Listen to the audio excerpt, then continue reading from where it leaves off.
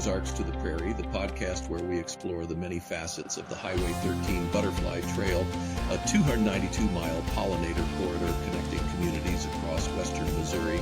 I'm John, your host. Thank you for tuning in.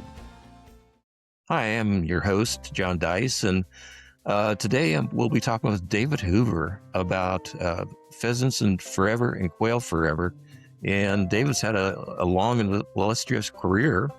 And David, can you tell us about that a little bit and what your career has been and how you got to where you are? Yeah. So thanks, John. So basically, I spent the first 26 years of my career, of my 3 or 4 years in Kansas as a biologist, where I'm originally from, and then moved over here and spent 26 years with the Missouri Department of Conservation, primarily in North Missouri, and as a wildlife biologist, managing public lands, some private land work in there. And primarily my focus was grassland management, prairies, savannas, and managed primarily for quail, prairie chickens, and then a lot of the other species that utilize that same habitat, a lot of our grassland birds and what have you. So that's been my focus for most of my career. And I worked up here with in the areas of Harrison, Gentry, Worth, and Mercer counties, and worked with TNC staff there at Dunn Ranch, and just a lot of other partnerships, worked with the Iowa DNR folks. And so we've got a big priority landscape up here that is focused on grassland wildlife. And so, but I had an opportunity a couple of years ago to continue my career, but to just do something a little different. And so Pheasants and Quail Forever here in Missouri had a position that they were hiring as kind of a monarch biologist, pollinator biologist, if you will. And so their mission is to create habitat, not just for quail and pheasant, but for a lot of other species, and do outreach, education, and advocacy for good habitat. Mm-hmm. And so this position was basically there to focus on pollinator conservation. And so my job now primarily is still focused on establishing habitat on private lands for the most part, with willing landowners through Farm Bill programs and another program that I had kind of administer. And our focus really, from a pollinator standpoint, is during those April through September, October, we need something in bloom, native, something in bloom all the time. Obviously, reduce pesticides or don't use pesticides at all if you can avoid it. Mm-hmm. And, don't mow everything down just because it's the fall. Those insects have got to have a place to stay. Pollinators have got to have a place to overwinter. And a lot of them overwinter in the stems of native plants. And many of them are overwinter in the soil. They nest in the soil and what have you. But if you think like of a bumblebee. And then the other aspect is just educate everybody about the diversity of our pollinators. We do have, not just in the state, but that's my focus. We've got over 4,000 species of bees. And of course, butterflies isn't a perfect example. That's what most people think of. They're big and pretty and what have you. But we also got moths, beetles, flies, birds, and not in Missouri, but in the southwest part of the state, some places, even bats in the U.S. can do pollinating. Focuses on really what is the foundation of the food web for me is insects. Although I'm not an entomologist, basically trying to establish habitat, diverse native habitat that promotes a robust insect and in particular pollinator. So bees, butterflies, a lot of those species, because they really are the foundation of that food web.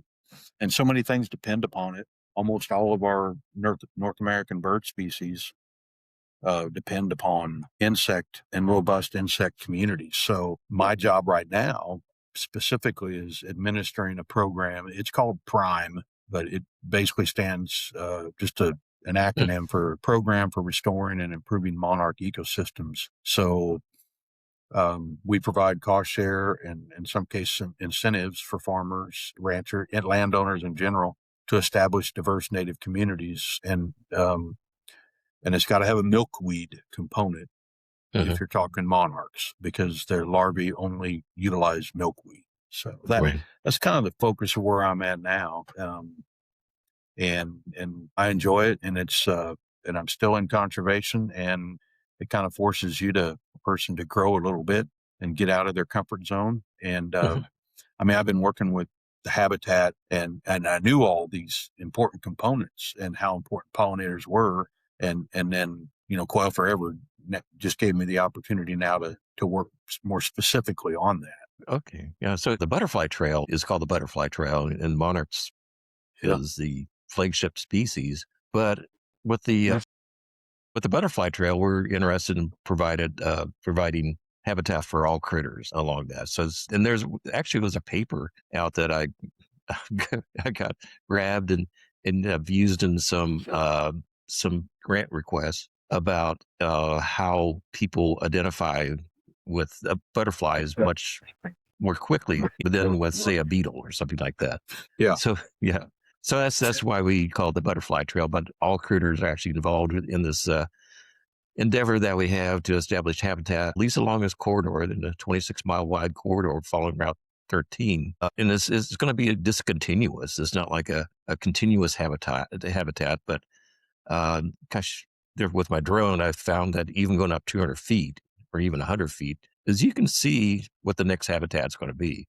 So they, like butterflies have an advantage over us. They can actually get up there and see the next thing. Yeah. And it's amazing. Of course, I mean, obviously the butterfly trail is located right in the heart of this eastern migration route, the eastern population. And monarchs, I hate to even state a number, but I think I remember they can smell or sense a milkweed from over a mile away. Really? Oh, So I didn't know that. Yeah, because I always wondered myself too. I said, well, how does a monarch or any insect that is depending on a specific species to reproduce? I mean, you may be out in the field and you see a bunch of milkweed, and that's the only milkweed anywhere on the farm. Well, how do they find it? Well, obviously they have very good sensory mechanisms that they're able to detect that. So the thing about the monarch too is, there's only a few butterflies that truly migrate, but nothing like the monarch. 3,000 miles, and that's just amazing. That happens like that. Yeah, yeah. So yeah, back when this was the Great Plains, at least where I think you're in pretty much the area I am in Kingston, and that was in the Great Plains, tall grass prairie, and during that time was Pleistocene and after that until the 1800s, I guess. Monarchs would have found milkweed in abundance, and now that when they migrate north looking for milkweed, expecting it to be there because it's hardwired into them, we're just disappointing them, right? Yeah. Well, and that's so much, with a lot of wildlife species. Um, and of course, there could have been a wildfire that burned all of western Missouri, and as the monarchs moved through historically, it didn't wipe them out because there was millions of acres that didn't burn around, and now it's gotten to that point where so much of our prairie habitat, virtually all of it, is gone, and so habitat establishment is critical. And the beauty about pollinators and monarchs in particular, so I worked with prairie chickens for a time, and if you want to manage for prairie chickens and have a sustainable population, you've got to have thousands and thousands of acres of suitable habitat, and for them to sustain themselves just by nature of the species. But monarchs and pollinators in general, insects, you can actually plant an acre or plant half of your backyard or a series of butterfly gardens in a neighborhood and actually have a positive effect on their populations because they're focused on such small. They don't have a 20-mile wide home range, so to speak. Obviously, a monarch will fly from southern Canada down to Mexico, but as far as their actual requirements to reproduce, they could have everything they need in a butterfly garden in somebody's backyard. So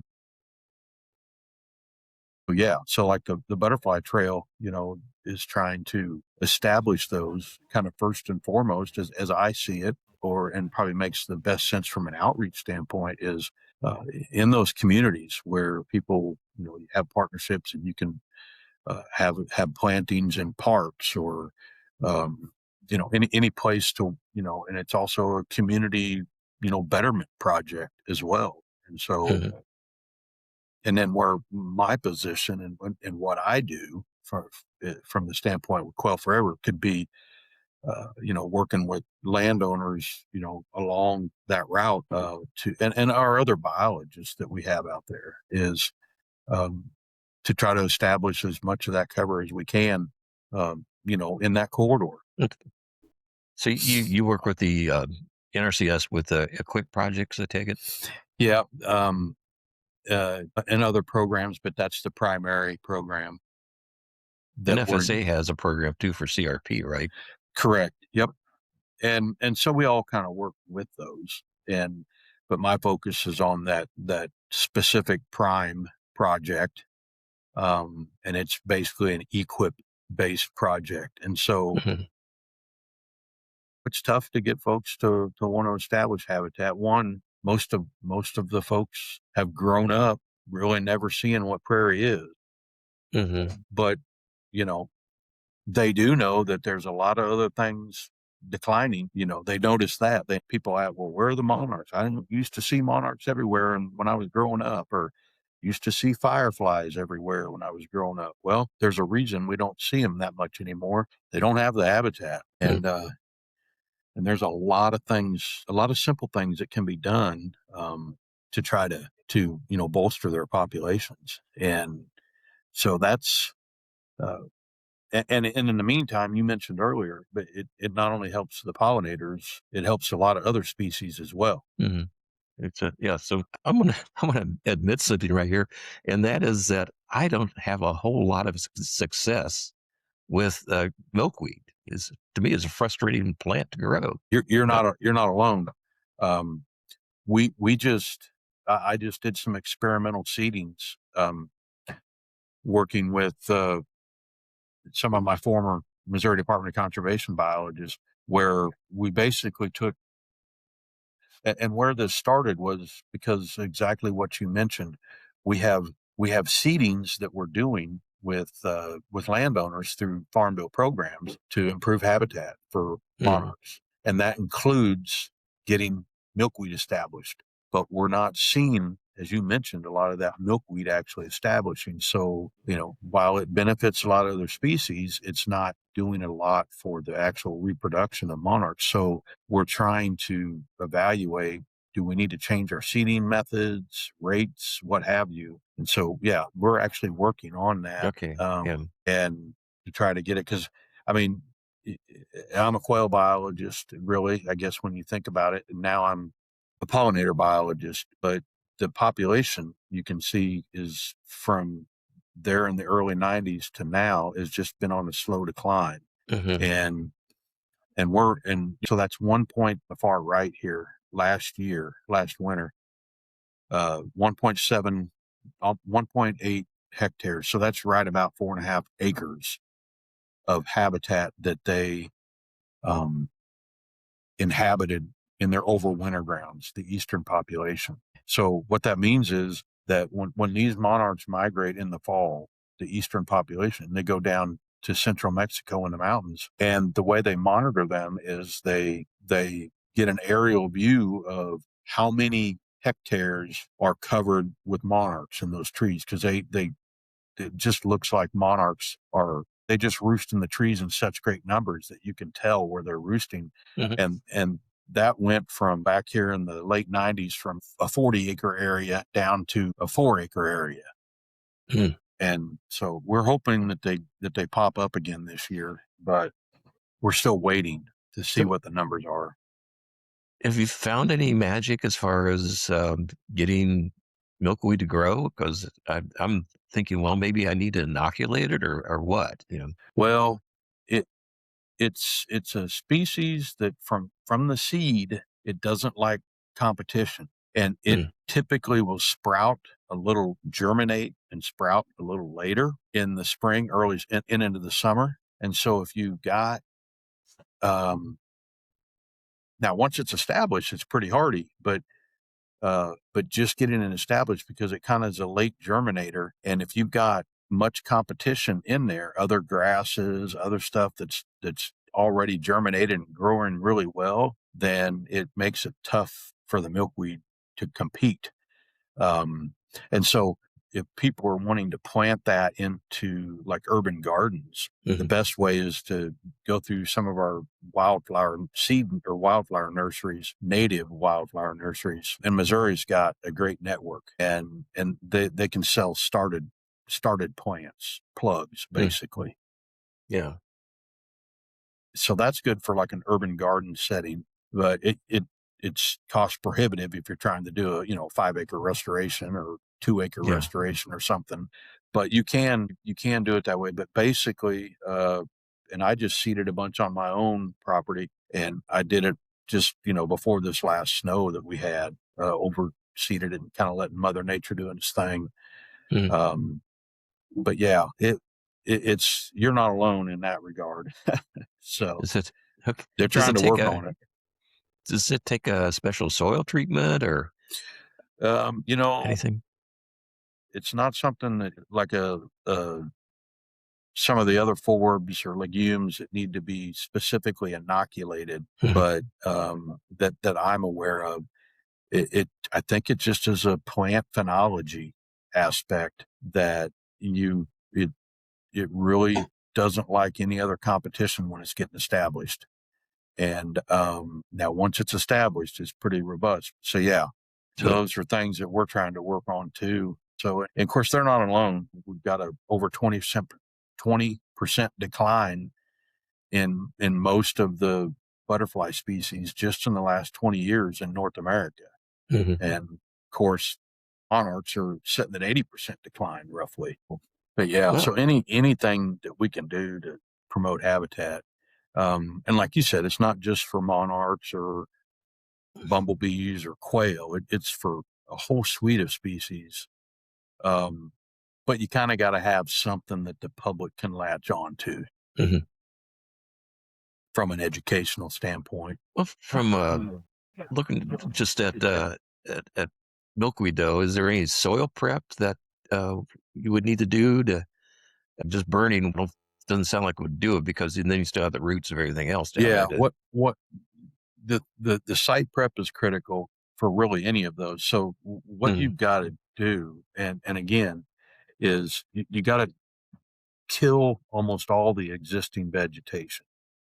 If you're planting into sod, let's say, mhm, you got to have all that killed, and basically I always burn it off with fire because then you get rid of all the residue after you've killed it. And it really needs two chemical treatments, like one in the spring mhm. and then one in the fall, and then burn it off and then overseed in the wintertime. Okay. And or if you're seeding into cropland, if you're doing large scale seedings, seeding into bean stubble, after it's been Mhm. harvested is good, but it really needs a good 60 days of freeze and thaw Okay. action, that time frame. So they'll have several freeze and thaw events to help scarify that seed, Yeah. stratify it. And beyond that, what I have found and been able to research is it's primarily a plant phenology thing, but we can't put our finger on it, or at least I haven't found the person that can. So, but yeah, Because and these are probably dumb questions, but is there any way you can artificially do the scarification with freezing in a freezer or that yeah, sort of thing? yeah. Typically, every species is maybe a little different, but one of the things you can do is put it in um, get the seed, Mhm. and sometimes people, and don't get it wet, sopping wet, but just get it moist. And then sometimes some people will throw a little sand in with it and mix that up, and it's just damp, and then put it in the freezer. And Okay. then you might take it out of the freezer and let it partially thaw, and then put it back in the freezer. But it needs to be in there at least 30 days. Okay. For the most part, and then that way, that kind of ensures that then plant it, especially if you're planting in the spring. Mm-hmm. So like you're going to plant it in April. Well, you'd want to go through that process, like putting it in the freezer, having a little bit damp, and then putting it in the freezer, and then maybe let it thaw out, put it back in the freezer, type of thing, and then plant it. Well, with a winter that we just had, seems like that would not guarantee so much from what you're saying. For 30 days of freezing, I don't know if we had a contiguous 30-day freeze or not. Yeah, and it doesn't have to be continuous. It's just that's kind of the time frame that it needs to be able to have, so that you can get a few cycles of freeze and thaw through that seed, exposed to multiple cycles of freeze and thaw. But you are right. I did my seeding, and we just didn't have much snow, and so I was able to get it done right before and right after the snow that we had in January, but or early February, whenever that was. So it wasn't ideal, but I think still be all right. But yeah, ideally you want to be able to broadcast seed that onto snow, and then let it melt down in, and then get another snow on top of it, and that really just kind of solidifies that seed soil contact. Okay. Oh wow. Okay. Well, here, how about coated seeds with I don't know what with with milkweed, what you would coat it with exactly, but I'm just trying to think of in our discussion here, anything we can do to ensure that there is a higher probability of germination. That is so one of the things that I don't know about any seed coating that would work for milkweed. So one of the things that we were looking at as far as seeding methods was, right now, most of the time, if you're using seed and you have a prairie mix and milkweeds in it, you're seeding it out there, and you basically are just randomly distributing the milkweed out on the landscape. So maybe you get one seed of milkweed per square foot, depending on what your seeding rate is. Let's just use an acre. So you got one seed per square foot out there, or one seed per 2 square feet, whatever your seeding rate is of milkweed. And so one of the other methods I looked at was basically say, okay, we're going to seed this area, but we're going to take all the milkweed seed that would have been spread out on an entire acre, and we're just going to put it on 1/10 of an acre, and kind of overwhelm that site with milkweed seed.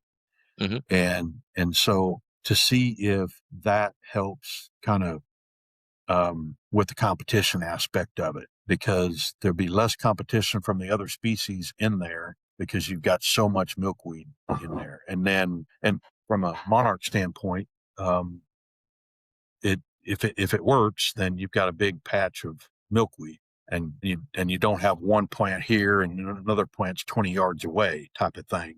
So and when you see milkweed out on the roadsides and stuff, that's pretty much how it is. It's clumped. And so a lot of times it's just some different things we're trying. But so, yeah. And with pollinators, one of the things I'm learning as a biologist in my position is that everybody thinks honeybees are in trouble, and we got to fix the pollinators, and they're in trouble. And they always think honeybees. Well, I mean, honeybees are critical from an agricultural standpoint, and particularly out west with almonds and a lot of our specialty produce. And they have had a lot of trouble with their sudden, I'll butcher the name, but that sudden hive die off or whatever. And I think it's due to a mite or something along those lines. And so the honeybee isn't in danger of extinction, but what that's doing is causing a tremendous burden, if you will, on the ag community, because some of those crops are dependent upon honeybees for pollination. And it's not that, our other native bees, native pollinators can't do it. It's that, I mean, if you've seen a lot of those in that farm set, there's no habitat for anything that native bees, there's no native habitat around there. So in order to get them pollinated, they have to bring in the honeybees hives. And so, because in order to have the native bees do it, you've got to have the native habitat. And that habitat is all taken up into the other, whatever crop they're trying to grow. So, but most of our bees are solitary. We've got about 450. But a lot of them are on the decline as well. And so, Yes. and like bumblebees, they're a tremendous pollinator. And there's roughly 50 species by now in North America. A quarter to a third of those are declining. And several are, being considered for listing just because their population is that low. No, bumblebees live in the soil and are okay. And so about 70% of our native bee species actually will nest in the soil. And then about 30% are like they'll nest in twigs of native plants, the plant stems of native plants. And so that's why. So one of the things to consider for the pollen or for the butterfly trail is people develop their plantings, whether it's a 20 by 20 plot or 2 acres or whatever. It's important that they, you go through the growing season, and then everything dies off after you've had a couple frost. And then the tendency in late October or early November before winter gets here is, we got to clean that up. Let's mow it off. Well, now all of a sudden our native insects, our native bees in particular, they don't have a place to nest. And at least 30% of them roughly don't have any place to nest. So it's good to leave those areas or a portion of those areas or mow it off so the stalks are still a foot tall and they could still utilize that. So it's those are some unique things over time that I'm learning in my position, that tweaks to habitat management. And from an education standpoint, that are little bitty things in practice, but they're really important when it comes to trying to maintain a pollinator community, insect community in general. So, and regenerative farming might have an impact on that. It sounds like. Well, it could, and it all depends on what the practices you're implementing. And I'm not and that's been a relatively new push in terms of applying it on a broad scale. So in modern agricultural settings, so they'll be interesting to see how that plays out. Yeah. Well, David, maybe we should have another session because there's so much more to cover. So, well, I appreciate this, and if you would like, I'll schedule another one then. Yeah, that'd be fun. Okay. David, thank you very much for your time.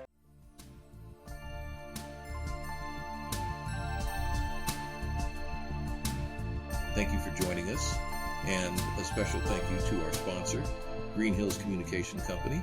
See you again soon.